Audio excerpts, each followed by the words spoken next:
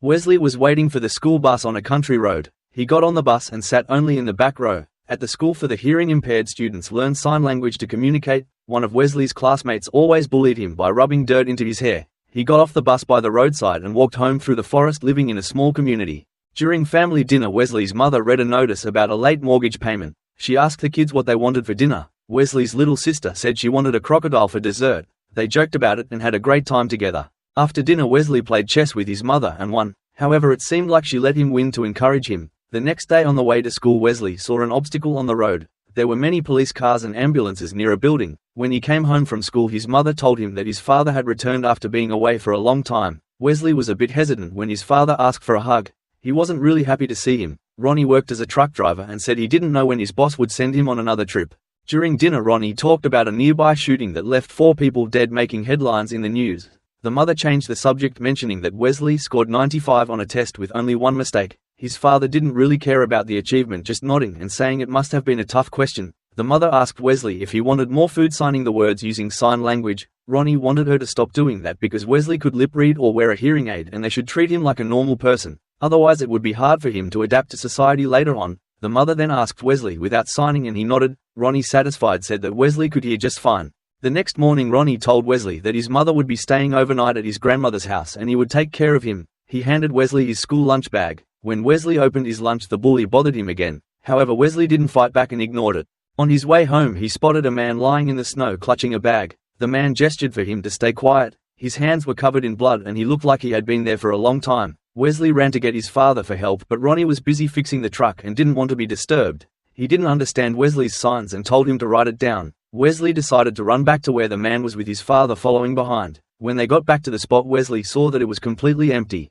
During dinner, Ronnie asked Wesley to pass him the salt, but Wesley didn't hear. Ronnie then tried to shout louder, startling his daughter. That night, Wesley left his bedroom and decided to look for the homeless man while his father was fast asleep. Wesley searched near the spot where he had first seen the man and eventually found him. He pulled him onto a sled, secured him with straps, and dragged him to an abandoned shed. He placed the man on a pile of straw and covered him with a warm blanket. When the man opened his eyes, Wesley gestured for him to be quiet. Completely exhausted, the homeless man dozed off. When he woke up the next morning and saw the boy still there, he realized while talking to Wesley that the boy couldn't hear anything. As he pulled up his sweater, Wesley noticed that he had a bullet wound. Wesley went home to get some medical supplies. He brought the supplies back to the man and let him stitch up the wound himself. The man ate the entire candy bar that Wesley had and asked if he had anything else to eat. A news report about the shooting that had occurred earlier was playing on the TV. While Wesley's parents watched the news, Wesley secretly placed his dinner into a toy box. Ronnie left the house saying he needed to meet a colleague. Wesley brought food to the man, who commented that Wesley's mother cooked very well. He then explained that he couldn't stay there any longer because he needed to meet a friend. He tried to stand up but failed to take more than a few steps. They could also hear the sound of a searching helicopter flying overhead. The man asked Wesley for a favor and gave him specific instructions on what to do. He told the boy to go to a roadside cafe. Wesley left the man's ring on the truck. The truck driver had just left the cafe with a girl when he saw the ring on his truck and gave Wesley a ride. The boy handed the driver an envelope and refused to tell him where the man was. Just then a police car passed by. The truck driver said he needed time to arrange everything and that it would take at least a few weeks. He handed Wesley a paper bag. When Wesley returned, he gave the bag to the man. The man took out a phone and said he would have to stay there longer than expected. The boy brought him some warm clothes from his father. Wesley watched the man exercise and tried to mimic his movements. The man approached and taught him how to do pull-ups. A little later, Wesley was watching TV with his sister when his mother came home. His father also returned with a pile of firewood. He dropped a few logs and Wesley rushed over to help, but instead of picking them up, he started organizing them for his father to carry. Ronnie got angry because the boy didn't hear him and shouted for him to stop. Later, Wesley brought a checkers set to the man and they played a few games. Wesley lost and felt frustrated, flipping the entire board over. The man said, "You think I'm going to let you win just because you're deaf?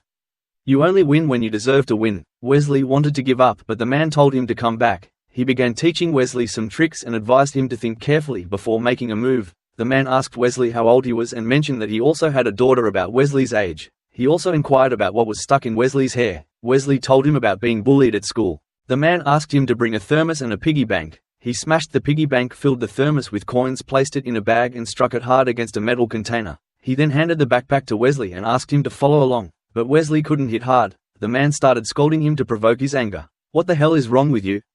Don't act so weak anymore. Hit it hard like you really want to do it." Wesley lost his composure and struck the container forcefully.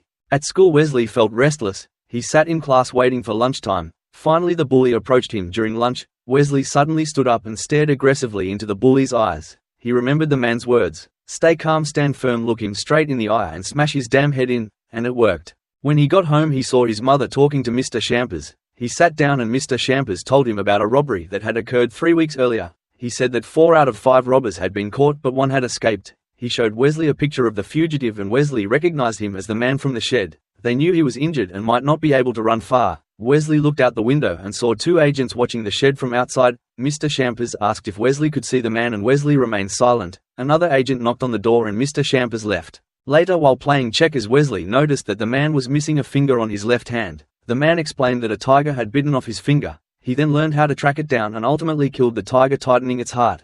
He had attached it to a ring. Wesley fell asleep on the pile of straw, but the man woke him up and told him to go home. On the way to school the next morning, Wesley painted his finger black to look like his new friends. He taught the man a loyalty vow in sign language. They played around with each other like a father and son. When Wesley ran to pick up a ball, he didn't realize that the sheriff was watching through the shed window. The man suddenly grabbed him, covered his mouth and pulled out a gun, but the sheriff then walked away. That evening Wesley planned to go to the shed, but his father noticed and asked where he was sneaking off to. The drunken father mumbled that nothing in the house was working properly, from the tractor to the TV, and he couldn't fix any of it. He recounted how his father used to be able to fix everything just by hitting it hard. Then he began to pound on the TV, kicking it and shouting. The next morning Wesley brought toilet paper to the shed and tried to leave quickly. The man stopped him and noticed the bruises on his face. He asked, "Did school do that to you?"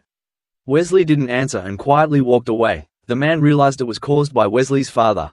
The mother checked the bruise, but Ronnie lied, saying that Wesley accidentally got hit in the elbow while he was punching the TV. At dinner Ronnie mentioned that he would take his son fishing, but Wesley couldn't understand without sign language. Then his mother translated his father's words. Wesley agreed to go fishing, although his expression still showed concern. That night Ronnie was drinking at the bar. When he stepped outside to use the restroom, a stranger approached him. Ronnie irritably asked, "What do you want?" Later Wesley and his mother received a call from the sheriff informing them that Ronnie had been beaten and was in the hospital. At dinner that night Wesley finally sat in his favorite spot, the one from which Ronnie had previously kicked him out. After dinner he went to the barn. The man shared that when he was Wesley's age his father bought horses and made him take care of them, but he wasn't allowed to name them. One day the barn caught fire and the insurance covered everything. His father thought that not naming the horses would make it easier to let them go. In a daze the man murmured that he would take Wesley with him and they could live together. His daughter would take care of the horses. The next morning at school the students learned a new phrase in sign language, "I will travel." Wesley closed his eyes and imagined himself taking care of horses on a farm with the man from the barn and his daughter. When he visited his father in the hospital he saw 2 investigators showing a picture of the man for identification. That afternoon the man revealed that a snowplow frequently passed by. Sometimes it would pull over and stop in front of the house. Wesley woke up at night and noticed the flashing lights of police cars and the spotlight of a helicopter. The next day the man said that the snowplow hadn't come by all day. He asked Wesley if he had told anyone about him and warned him. Wesley brought his backpack to the barn. As usual the man asked him what he had brought for dinner, but Wesley seemed confused. The man grabbed Wesley's backpack but he wouldn't let go. The backpack opened and a thermos full of coins fell out. "Wow, I didn't expect that," he said, telling Wesley to get ready for the next night. The following evening Wesley packed toys into a bag and before leaving he went over to his sister and signed that he was going to travel. He played chess with the man and this time Wesley finally won. The truck driver called and told him to come outside. The man handed Wesley the chessboard and told him not to lose it. He said goodbye but Wesley was stunned because he thought they would go together. In desperation Wesley spoke the first word of his life, "No." He hugged the man tightly and wouldn't let go. The man tried to explain but Wesley wouldn't listen. Forced to push him away roughly he told him to leave the barn. Wesley ran outside and was grabbed by a police officer, causing the chessboard to fall. Sitting in the police car he saw Mr. Champer ordering an attack. Wesley saw the truck driver in another police car. The man began shooting and was killed. Wesley tried to scream in pain but no sound came out. The next day he found a chessboard full of coins near the barn and on it was the man's ring. When he got home he saw his father. Wesley was no longer afraid of him. He approached the sad and angry man and hugged him. Wesley went into his room, sat on the bed and put the ring on his finger. The film ends here. If you like this video please subscribe to the channel so you won't miss the latest videos.